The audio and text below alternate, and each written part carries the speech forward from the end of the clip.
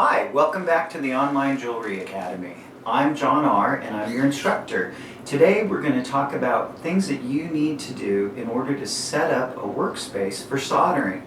Now, the most important thing is to work safely. So, if you haven't watched our safety video yet, now is a great time to log on and look at the safety video for some important information that will help you maintain your health. Now, at a minimum for soldering, you might want to put on an apron. Now, I would put on something that's more long than just covering your torso, because most people sit down to solder, and you don't want anything hot falling in your lap. That could be pretty painful, so put on a longer apron. The other thing is, you're going to need some safety glasses.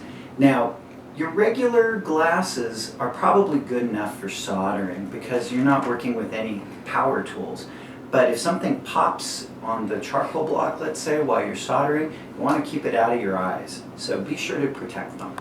Now, the most important thing when you solder is a torch. And I've got two great affordable examples of torches here for you. This one is a MAP gas torch. It's very inexpensive to operate, and it can handle a big piece of metal if you want to anneal something big. The only thing that this torch isn't really good for is turning it kind of upside down. It sort of loses pressure and doesn't stay lit. But we do have right here a smaller butane torch, a mini torch. This one will allow you to work in most any position, and it has a flame that's hot enough to actually melt your solder. And you can find one of these anywhere from, like, say, $25 to $45. Now, along with a torch, sometimes if you don't have a function on your torch that will light the torch, you may need to use a striker. And the striker actually works by capturing gas in this top portion and igniting it when you run the flint across the rough surface that's inside. And this could be important for you. Now, if you can't do this for some reason, maybe you have trouble gripping things, you can actually buy an electronic version of this that works great. And that's really affordable too. It'll probably make you very happy if you have one of those. Now, moving along the front of the bench, I've got different products laid out. These two are flow solders. Now, this is a handy or dandy flux, which is a paste flux, which is good for copper, brass, nickel, anything where you're going to use a lot of heat, because flux can burn away and this will stay on your piece longer. If you're working with gold, you can use a liquid flux. Now, these are two other fluxes here that will prevent oxide from forming on your pieces. The easiest one to make is this one right here, which is denatured alcohol with boric acid. And basically what you want to do is mix enough powdered boric acid with denatured alcohol to create a slurry that covers your piece and that you can then ignite to make a nice crusty covering over the whole piece. Now, there are a lot of surfaces that you can work on, and your bench top is one of them. You want to have a nice surface that you're not going to damage by working with heat on top of. And likewise, you might want to think about your floor, because if you've got carpet underneath you and something hot goes onto the carpet, it could be big fire, or at least you might melt your carpeting. So maybe you might want to put a fireproof board or something underneath your workspace to prevent accidents from happening. Now, every workspace that you solder on, you're going to need to protect that workspace, and most commonly you might want to use some kind of ceramic shelf or tile.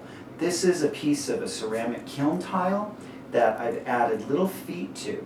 Now, what this does is it allows airflow underneath the tile, which will get hot, and it also lifts it off the bench surface so that you don't scorch the tabletop that you're working on.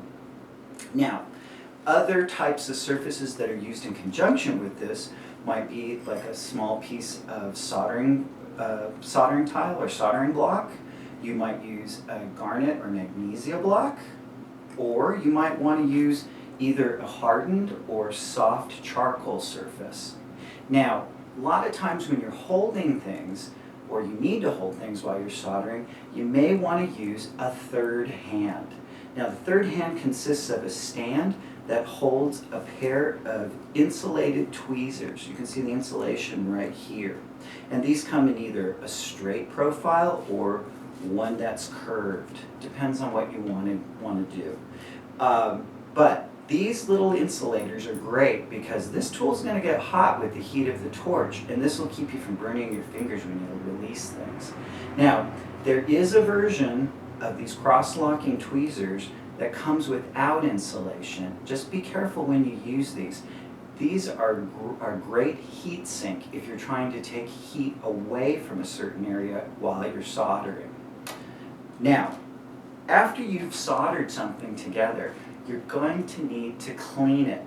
And what I would recommend is using a sodium bisulfate and water solution. You can buy sodium bisulfate at any store that sells supplies for a swimming pool or a hot tub. The recipe is approximately 1/4 cup of sodium bisulfate to 2 quarts of water. And I've just kind of simulated what you would put it into here with this beaker. But a good thing to put it into is a regular crock pot. The crock pot has a lid that will cut down on fumes and evaporation, and it will keep the pickle solution nice and warm so that your pieces will clean faster. Now, when you pull something out of a pickle bath, you need something to protect your hands. So a pair of tongs going into this bath would be great into some clear water. Now, you want to keep that water clean so that it doesn't turn into a pickle solution as well. Now, you will need to brass brush or scratch brush your pieces after they come out of the pickle. And you do that with a brass brush and some liquid detergent and water. Now, you can water down the liquid detergent quite a bit, so you may want to have an extra bottle around that you just put 1 squirt of the detergent into and fill the rest up with water. And I would recommend that you do it on, say, like a cafeteria style tray so that it doesn't get sloppy. You can put your pickle pot onto a tray as well. That way, if there's any splashing, you can get rid of that dry acid and clean it right off so it doesn't become a health problem. Now, lastly, the best thing and most important thing is good ventilation for any soldering operation. Now, right here, you can see that I have what looks like a dryer hose, which basically it is. It's a dryer exhaust hose with a nice collet on the front of it, just so you don't cut yourself on the ends of it. And it's attached to an exhaust fan that is pulling the fumes away from this work area. Now, you could set up a situation where you have an open window and an open door and a fan moving air across your bench in order to take the fumes away from you. Whatever you have in terms of ventilation, use it. At a minimum, you should have at least an air filter in the room that you're working with.